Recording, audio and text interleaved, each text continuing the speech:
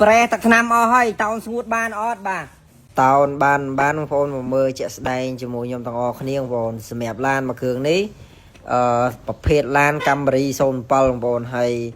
ឡានមួយគ្រឿងនេះជាប្រភេទទឹកឆ្នាំបាញ់ទេប៉ុន្តែម្ចាស់គាត់អត់តមានពេលបាញ់ឆ្នាំអញ្ចឹងបងប្អូនអញ្ចឹងគាត់ឲ្យជាងលេងតោនឲ្យស្មើសាច់ហើយបានគាត់បាញ់ឆ្នាំតាមក្រោយនៅពេលដែលគាត់មានពេលអញ្ចឹងណាអញ្ចឹងក៏ជាងលេងធ្វើតាមសំណូមពរម្ចាស់ឡានទៅហើយនេះជាសកម្មភាពសម្រាប់បងប្អូនតោនពីដើមរហូតដល់ចប់អញ្ចឹងហើយអញ្ចឹងបងប្អូនដែលមានឡានបញ្ហាកពិតមិនថាឡានសេរីណាទេហើយមិនថាឡានទឹកថ្នាំស៊ីនទឹកថ្នាំបាញ់ទេបើអាចយកមកជួបជាងលេងបានអាចពិភាក្សាគ្នាបានហើយឡានមួយគ្រឿងនេះគឺវាបុកទៅវាកាច់ខាងលើហ្នឹងវាស្រាមទឹកថ្នាំដែរប៉ុន្តែដោយសារតែម្ចាស់គាត់អត់សូវមានពេលអញ្ចឹងគោធ្វើតាមសំណូមពរទៅហើយនេះជាស្នាមដែលយើងតោនមកគឺវានៅអាកន្លែងស្រាមនឹងតិចបាទក្រៅពីហ្នឹងគឺស្អាតភ្លឹងហើយ